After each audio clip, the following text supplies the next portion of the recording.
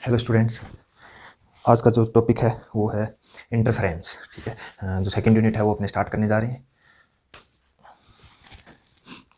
INTERFERENCE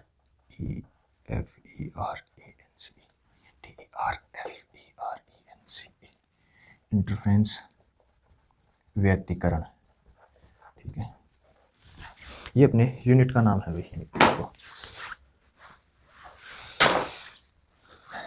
इसके अंदर interference के अंदर फर्स्ट जो अपना टॉपिक है वो है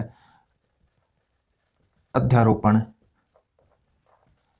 का सिद्धांत। ठीक है, प्रिंसिपल ऑफ सुपरपोजिशन। ठीक है, प्रिंसिपल ऑफ सुपरपोजिशन क्या कहता है कि जब किसी माध्यम में, एक ही माध्यम में दो या दो से अधिक जो तरंगे हैं, तरंगे कोई सी भी हो सकती है। ठीक है, सुपरपोजिशन प्रिंसिपल में। और यहाँ पर अपने चूंकि ऑप्टिक्स में कर रहे हैं तो लाइट वेव्स की बात करेंगे। ठीक है, तो जब किसी मीडियम के अंदर दो या दो से अधिक तरंगे एक दूसरे के ऊपर आरोपित होती है या एक दूसरे के साथ मिलती है, ठीक है, तो इनके जो संयोग से जो परिणामी तरंग होती है, ठीक है, उसकी वैल्यू अध्यारोपण सिद्धांत से प्रत्येक तरंग के सदिश योग के बराबर होती है। मतलब उसकी यदि दो या दो से अधिक तरंगें आपस में मिलेगी तो उनका जो रिजल्टेंट होएगा, ठीक है, वो प्रत्येक तरंग के वेक्टर सम के इक्वल होएगा भाई। ठीक है, इस तरीके से हम इसको लिख सकते हैं y = y1 + y2 + y3। ये रिजल्टेंट वेव है कि अपने पास आएगी कौन सी है, और ये पहली तरंग, दूसरी तरंग, तीसरी तरंग, कितनी भी तरंगें हो सकती है, तो एक दूसरे के साथ मिलेगी, तो इस तरीके से अपने को रिजल्ट है जो मिलेगा। यही अध्यारोपण का सिद्धांत है। ठीक है, उसके बाद अपनी बात करते हैं व्यतिकरण की, इंटरफेरेंस की।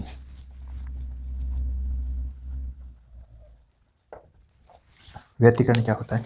जब आपके पास ये जो दो अध्यारोपण का सिद्धांत है, इसके अंदर तरंगें मिली थी। जब आपके पास कोई दो तरंगें हैं जो किसी माध्यम में मिल रही है एक दूसरे के ऊपर, और उनकी जो आवृत्ति है वो बराबर है, ठीक है, तो इस घटना के कारण कहीं पर तो अपने को लाइट मिलती है और कहीं पर डार्क, अंधेरा मिलता है। ठीक है, तो इस घटना को अपने प्रकाश का व्यतिकरण बोलते हैं। ठीक है, यहाँ पर दो प्रकाश स्रोत होंगे, वो एक समान होंगे और दोनों की आवृत्ति है जो बराबर होगी, और दो तरंगें जब मिल रही है तब नहीं कह सकते। प्रकाश स्रोत यदि अपने पास है तो उसकी जो चौड़ाई है, या फिर जो रेखा छिद्र है जिसमें से प्रकाश निकल रहा है, उसकी जो चौड़ाई बहुत ही कम होनी चाहिए।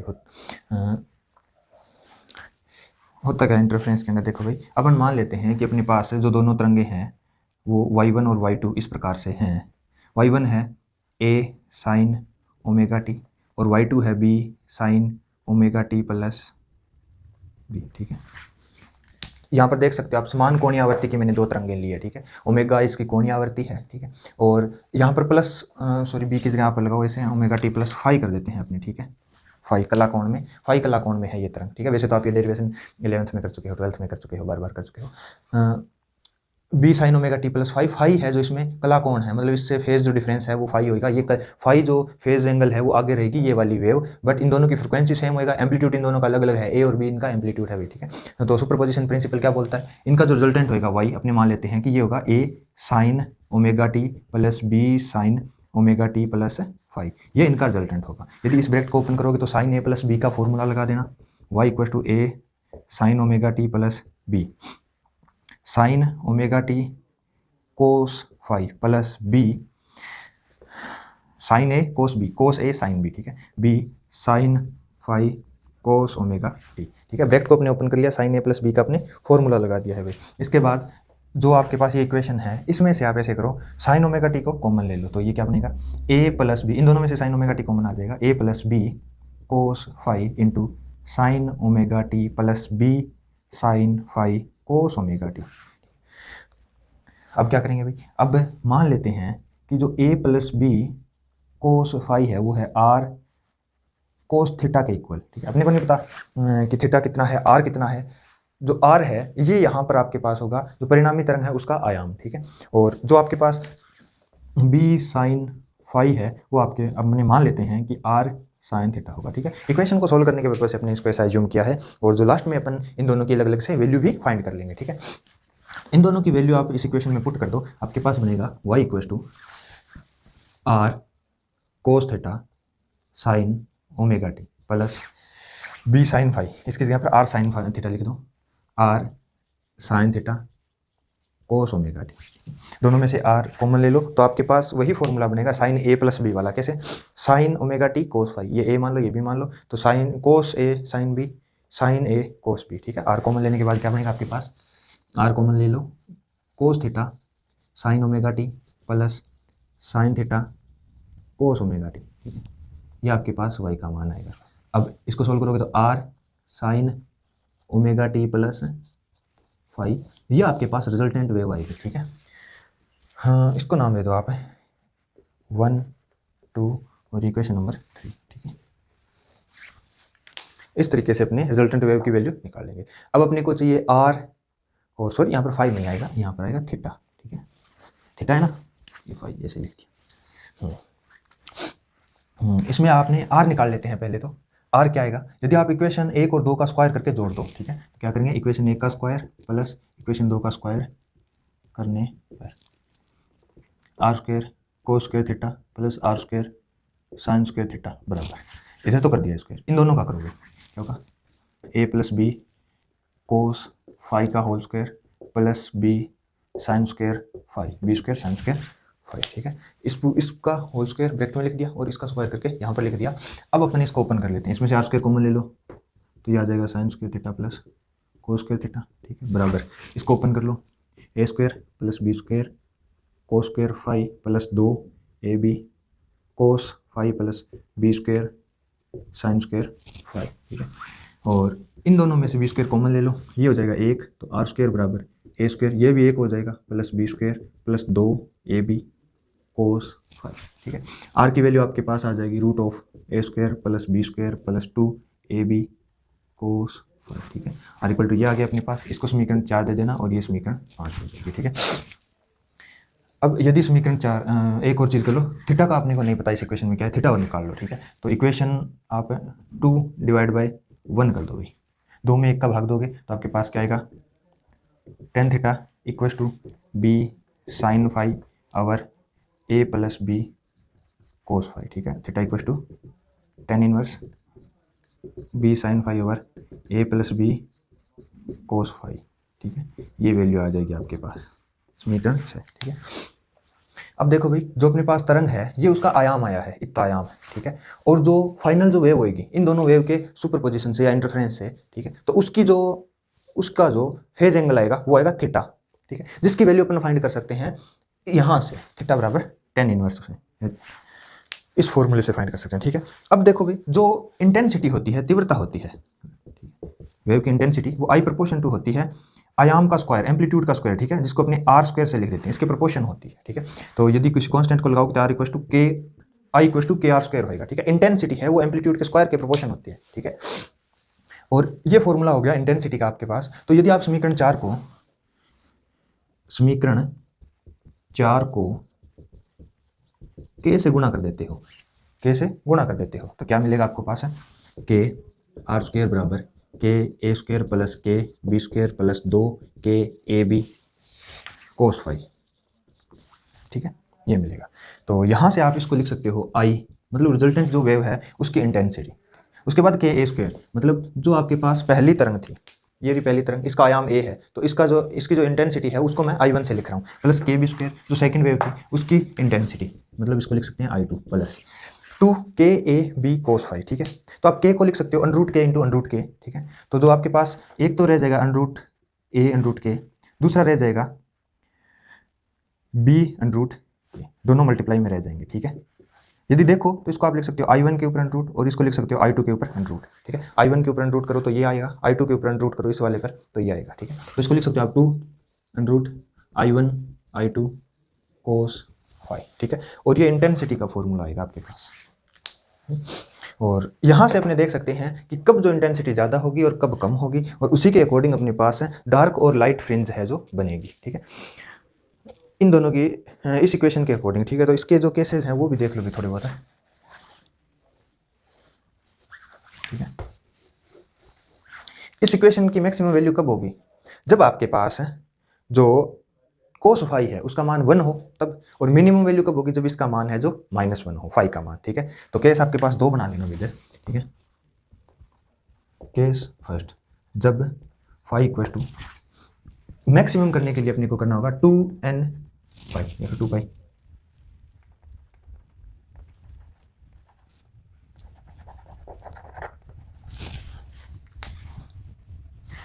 कोस है जिसका मान 1 कब कब रहता है, या तो 0 पर या 90 पर। 0 पर तो 1 हो जाएगा, 90 पर 0 हो जाएगा, उसके बाद 180 पर -1 हो जाएगा ना, तो अपने को लिखना पड़ेगा 2ny। ठीक है, इन सभी पर क्या होगा, i equal to i1 plus i2 plus 2i1 i2 2। ठीक है, तो इसको लिख सकते हो आप i equal to i1 plus i2 की होल स्क्वायर। ठीक है, ये आएगा i आपके पास i मैक्सिमम आएगा। ठीक है, अधिकतम जो तीव्रता है, मैक्सिमम इंटेंसिटी इस कंडीशन में होगी। इसको आप i1 अंडर का होल स्क्वायर लिख सकते हो, इसको i2 अंडर का होल स्क्वायर लिख सकते हो। इसके आधार पे आपने a प्लस बी के वाले का होल स्क्वायर खोल, इसको ओपन करोगे तो वापस वही आएगा। ठीक है, तो इस तरीके से जब जब आपके पास फाई की वैल्यू ये होगी 2n पाई, तब तब आपके पास तीव्रता है वो मैक्सिमम आएगी। ठीक है, इसके बाद अपन बात करते हैं केस सेकंड, जब फाई है, ठीक है, आपके पास कोस 180 हो या तो आपके पास जो -1 आता है। ठीक है, तो आप इसको लिख सकते हो 2n प्लस 1 पाई, कितना हो जाएगा भाई, 0 रखोगे तो n इक्वल टू 0 1 2 3 4 ऐसे चलता जाएगा, n इक्वल टू 0 1 2 3 4 ऐसे चलता जाएगा। ठीक है, 0 रखोगे तो पाई आएगा और 1 रखोगे तो 3 पाई आएगा। ठीक है, अब आपके पास जो इंटेंसिटी है वो आपके पास इस सिचुएशन में, इस इक्वेशन की वैल्यू क्या होगी भाई, फाई का मान रख दो आप, कोस कितना आएगा, तो आपके पास ये आ जाएगा i equal to i1 plus i2 plus cos pi का मान -1। ठीक है, -2 रूट i1 i2, और i मिनिमम आप लिखोगे i1 माइनस i2 की स्क्वायर।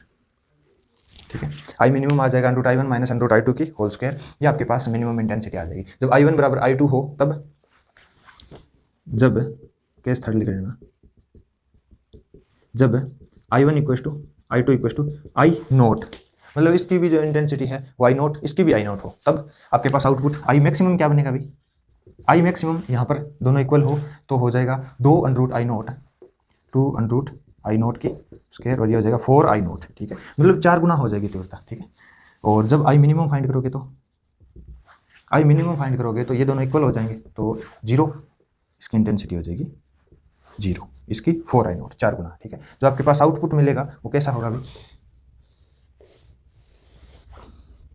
यहाँ पे मैं फाई एंगल बना रहा हूँ। ठीक है, फाई एंगल बना रहे हैं अपन। ठीक है, कि ये फाई है जो इस कोण से कितना आगे चल रहा है, मतलब इस तरंग से कितना आगे चल रहा है, ये कोण फाई है। जो ये दूसरी जो वेव है वो कितने कला कोण आगे है, इसके आधार पर अपने इंटेंसिटी के आधार पे डायग्राम बना रहे हैं। यहाँ पर इंटेंसिटी है, ठीक है, आई।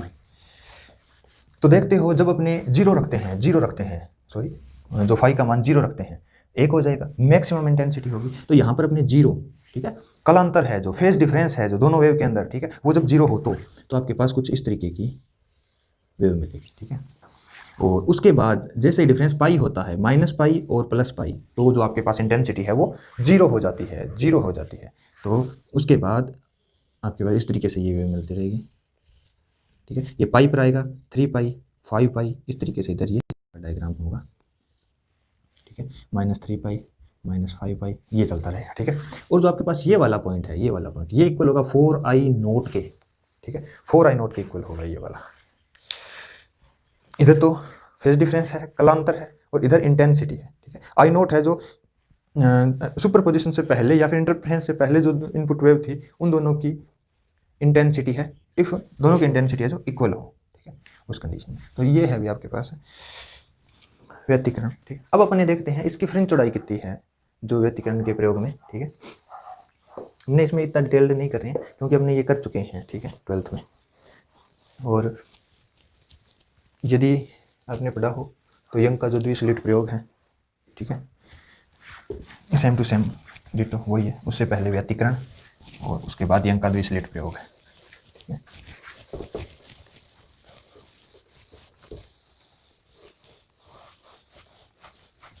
ये साफ ही नहीं हो रहा है।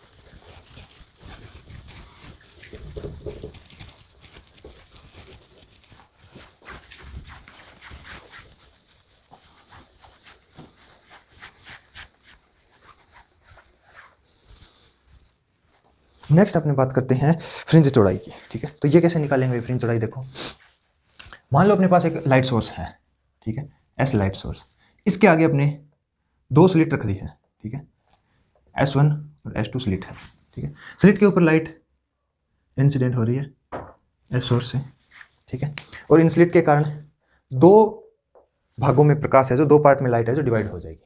उसके बाद ये लाइट जब स्क्रीन पर पड़ेगी, ठीक है, तो अपने को व्यक्तिकरण प्रतिरूप दिखाई देगा, ठीक है। अपने को पता है लाइट की नेचर है जो वेव नेचर होती है, ठीक है, और जहां पर जो कंस्ट्रक्टिव इंटरफेरेंस होएगा वहां पर अपने को लाइट दिखेगी, और जहां पर डिस्ट्रक्टिव होएगा वहां पर अपने को डार्क दिखेगा या फिर अंधेरा दिखेगा, ब्लैक फ्रिंज है वो दिखेगी, ठीक है। और जो कंस्ट्रक्टिव मतलब संपोषी व्यतिकरण और डिस्ट्रक्टिव मतलब विनाशी व्यतिकरण, ठीक है। अब अपन बात करते हैं इस फ्रिंज चौड़ाई फाइंड करने के लिए, ठीक है। तो फ्रिंज चौड़ाई को अपने बीटा से लिखते हैं, फ्रिंज चौड़ाई को बीटा से लिखते हैं। मान लेते हैं कि दोनों स्लिटों के बीच की जो दूरी है वो है डी,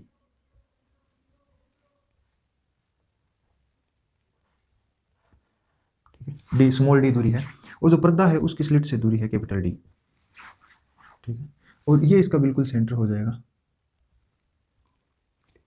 और ये इसके बिल्कुल सामने अपने पैरेलल लाइन बना देते हैं दोनों स्लिटों से। इसका मतलब ये दूरी भी स्मॉल डी होगी, ठीक है। अब अपन देखते हैं कि यहाँ से स्लिट S1 से एक जो लाइट वेव है वो जाकर यहाँ पर गिरी, ठीक है। दूसरी स्लिट है S2, इससे भी एक लाइट वेव जाकर इसी पॉइंट पर गिरेगी।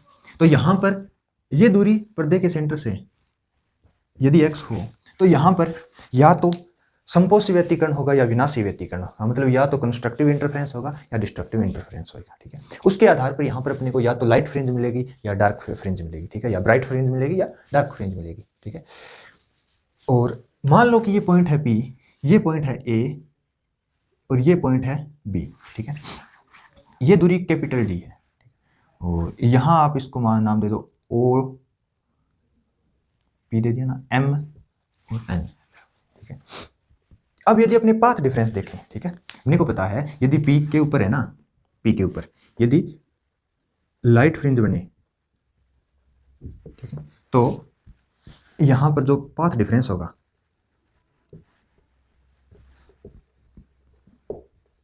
पाथ डिफरेंस हमेशा ही n लैम्बडा होता है, ठीक है, लाइट फ्रिंज के लिए, ठीक है। और डार्क के लिए जो पाथ डिफरेंस है वो होता है 2n + 1 या -1 करो चाहे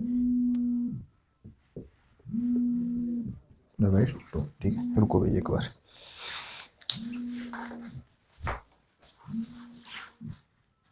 कहाँ पे थे, हाँ, यदि अपने पास जो लाइट फ्रिंज बनती है तो पाथ डिफरेंस n लैम्बडा होता है, डार्क फ्रिंज बनती है तो पाथ डिफरेंस 2n + 1 λ/2 होता है, ठीक है। n 0 से करोगे तो आपके पास जो पहला पाथ डिफरेंस है वो λ/2 आ जाएगा, ठीक है। हमने को पता है कि जो वेव है वो इस फॉर्म में चलती है, ठीक है। और यदि जिस जगह पर दो वेव आकर कहीं से भी मिल रही है, ठीक है, ठीक है, तो यहाँ पर यदि सेम फेज में मिले, ठीक है, तो यहाँ पर लाइट फ्रिंज बनती है। और यदि ये ऑपोजिट फेज में मिले, ठीक है, इस तरीके से, ठीक है, ऑपोजिट फेज में, ठीक है, तो यहाँ पर डार्क फ्रिंज बनती है, ठीक है। और इसमें देख सकते हो ये 1 लैम्बडा, ये 2 lambda, 3 lambda, 4 lambda, 5 lambda, something थोड़ा सा आगे 1 lambda, 2 lambda, 3 lambda, 4 lambda, 5 lambda, थोड़ा सा आगे, ठीक है। तो सेम फेज में मिल रही है दोनों। ये वाली वेव कितनी भी आगे ऐसे हो सकती थी, ठीक है। अब आप आगे ऐसे बढ़ा दोगे तो 1 lambda, 2 lambda, 3 lambda, 4 lambda, path difference इसमें कितना आ जाएगा, 4 लैम्बडा का आ जाएगा। इसके लिए यदि देखोगे तो 1, 2, 3 और 4.5, 1, 2, 3 लैम्बडा, ठीक है। तो ये जो है ये 3 लैम्बडा, सॉरी उल्टा कर दिया ना हमने,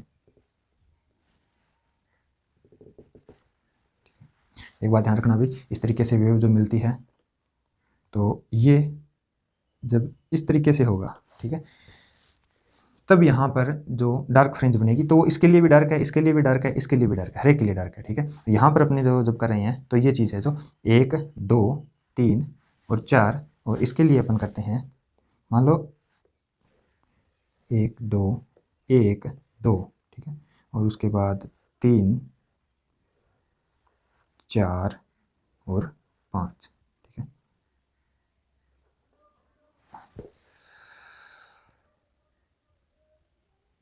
अच्छा, ये 4.5 थी ना, 1, 2, 3, 3.5, ठीक है। अपने को 3 या 4 बनानी होगी पूरी, 1, 2, 3 4, ये 4 लैम्डा चल रही है, 3.5 लैम्डा चल रही है। अब मिलेगा ना यहाँ पर, ठीक है। तो यहाँ पर डिस्ट्रक्टिव इंटरफेरेंस होएगा, तो यहाँ पर अपने पास डार्क फ्रिंज मिलेगी, ठीक है। यहाँ पर लाइट फ्रिंज मिलेगी, ठीक है। लैम्डा है जो, अब ये नहीं है, ये पूरी की पूरी वेव जो मिलेगी तो डिस्ट्रक्टिव ही होगा। ऐसा नहीं है कि यहाँ पर ये इसका मैक्सिमा हो गया, ये मिनिमा हो गया, और सेम टू सेम यदि मिनिमा है इधर मिल रहा है तो यहाँ पर डार्क होगी, नहीं, ये लाइट ही है। पूरे के कारण अपने को लाइट फ्रिंज मिलेगी, ठीक है।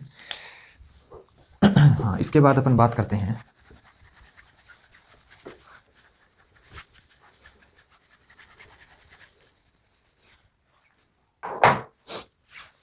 हाँ इस वाले डायग्राम की। तो यहाँ पर मान लो कोई सी भी फ्रिंज मिले, इसके सेंटर से x डिस्टेंस पे अपने इसकी वैल्यू निकालते हैं, ठीक है।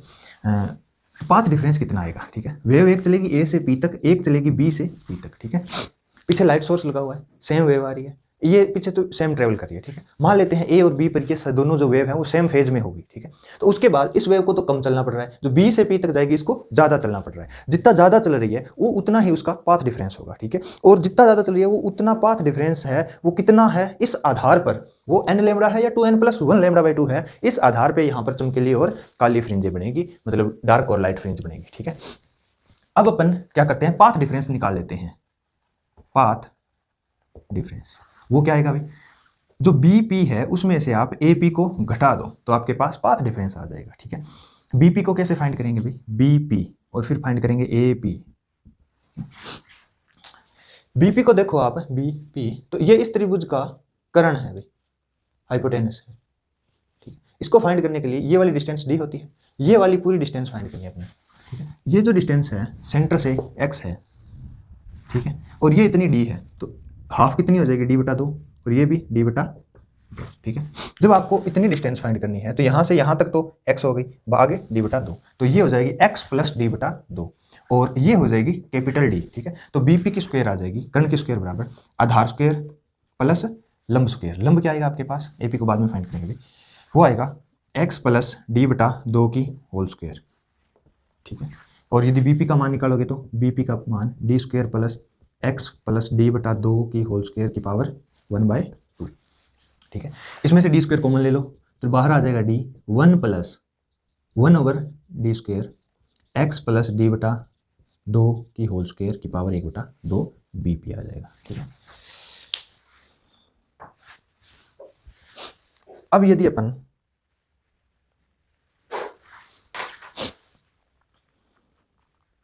बाइनोमियल थ्योरम से देखते हैं, ठीक है, तो इसको अपने सॉल्व कर सकते हैं, जो पावर हाफ वाली टर्म है इसको, ठीक है। तो इसके जो पहले दो पद होते हैं 1 + x की पावर हाफ के, ठीक है।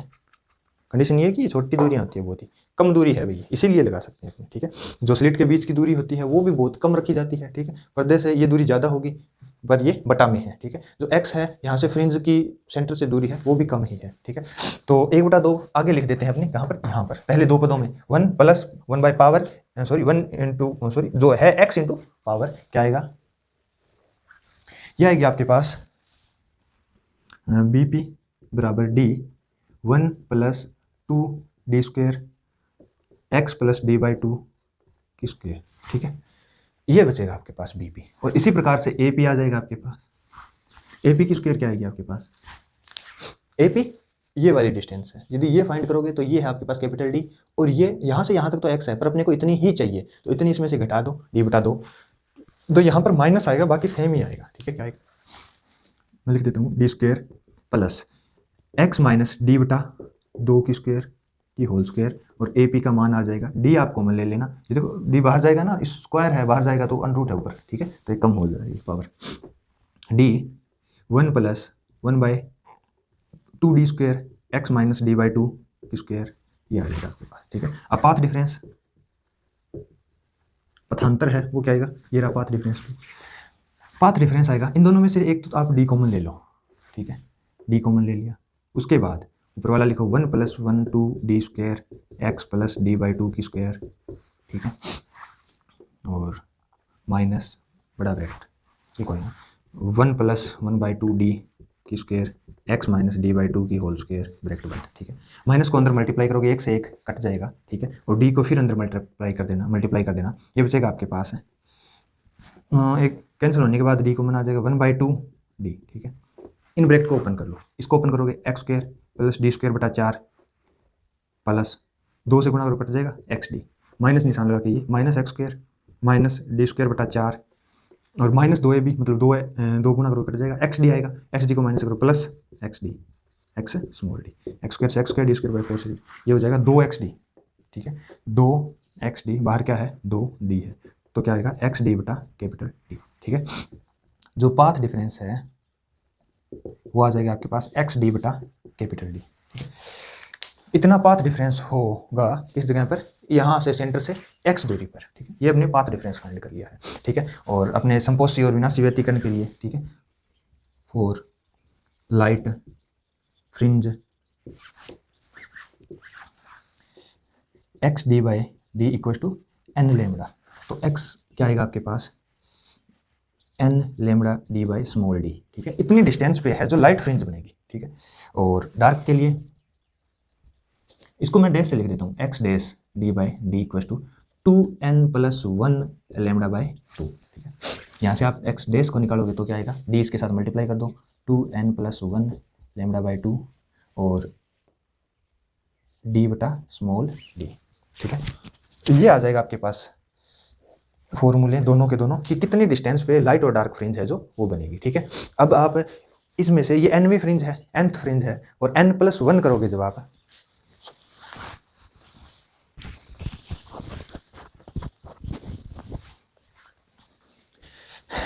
n+1 करोगे तब इसके आगे वाली फ्रिंज आ जाएगी, इसमें n+1 करोगे तो आगे वाली फ्रिंज आ जाएगी, जिसके आधार पर आप फ्रिंज चौड़ाई बीटा फाइंड कर सकते हो। ठीक है, तो वो कैसे करेंगे देखो भाई, ठीक है, जो लाइट फ्रिंज की चौड़ाई है LIGHT, लाइट फ्रिंज की चौड़ाई वो क्या होगी, वो ये तो है xn+1 और xn, इन दोनों को घटाओगे तो आपके पास बीटा का मान आ जाएगा। इसमें n+1 करोगे तो n+1 लेमड़ा डी बटा D minus n lambda D बटा डी। समझ में आ गया ना आपके पास, इस तरीके से डार्क फ्रिंज है, लाइट फ्रिंज है बन रही है। ठीक है, तो nवीं लाइट फ्रिंज मान लो ये है, ये n+1वीं लाइट फ्रिंज है। ठीक है, जो सेंटर है मान लो यहाँ पर था। ठीक है, तो सेंटर से इसकी दूरी और सेंटर से इसकी दूरी, दोनों की दूरियों का जो अंतर है दिखाई दे रहा है ना, इधर देखना एक बार, विजिबल है क्या? हाँ ठीक है, इन दोनों के जो बीच की दूरी है वो आ जाएगी फ्रिंज की मोटाई, कौन से वाले की, काले वाले की। ठीक है, और जब आप ब्लैक टू ब्लैक देखोगे तो लाइट वाले के बीच की मोटाई आ जाएगी। ठीक है, वो अपने औसतन सेंटर से लेते हैं कि हाँ इसकी मोटाई है, जो सेंटर से माप रहे हैं अपने, ब्लैक के सेंटर से ये हो गया, लाइट के सेंटर से ये वाला। ठीक है, तो होगा ये डार्क के लिए, जो अपने लाइट के फॉर्मूले में से घटाएंगे आएगा क्या, एन वाले से एन वाला कैंसिल हो जाएगा, क्या बचेगा लेमड़ा डी बटा डी बीटा। ठीक है, दूसरा वाला घटाओगे तो डार्क वाला, ये है फॉर्मूला आपके पास, n+1 रख दो साथ में, n+1 minus lambda dash X dash N, यहाँ पर मान रखोगे तो ये हो जाएगा 2n+1 रख दोगे, 2 के साथ गुणा करोगे तो 2n+2 + 1 लेमड़ा डी बटा 2d minus 2n+1 lambda D बटा 2d। ठीक है, लेमड़ा डी कॉमन ले लो, फिर 2n से 2n कट जाएगा, 1 से 1 कट जाएगा, क्या बचेगा 2। ठीक है, 2 लेमड़ा डी बटा 2d, 2 से 2 कट जाएगा, लेमड़ा डी बटा d। ठीक है, तो बीटा है वो लेमड़ा डी बटा स्मॉल डी होता है, यहाँ पर भी यही होता है, डार्क का निकालो या लाइट का कोई फर्क नहीं पड़ता। बीटा है जो प्रत्येक स्थिति में एक समान रहता है, मतलब फ्रिंज चौड़ाई है जो एक सी रहेगी। ठीक है, जो कि लेमड़ा डी बटा डी होती। तो यहाँ पर अपने क्या क्या कर लिया, ये तो एक्सपेरिमेंट था व्यतिकरण का, इंटरफ्रेंस का। ठीक है, इसके बाद अपन पाथ डिफरेंस फाइंड करते हैं। पाथ डिफरेंस से अपने पास फॉर्मूला आ जाता है पाथ डिफरेंस का। ठीक है, जो कि एक्स डी बटा डी आता है। उसके बाद सेंटर से फ्रिंज की जो डिस्टेंस है किसी भी फ्रिंज की, वो अपन फाइंड कर सकते हैं, ये तो लाइट के लिए और ये डार्क के लिए। और उसके बाद दोनों फ्रिंजों की जो चौड़ाई है वो फाइंड कर सकते हैं। लाइट वाली से लाइट वाली की डिस्टेंस इतनी होगी, डार्क वाली से डार्क वाली की डिस्टेंस है जो इतनी होगी, जो कि बराबर रहती है। बीटा है जो फ्रिंज चौड़ाई है वो बराबर है। ठीक है, ये बात है भाई।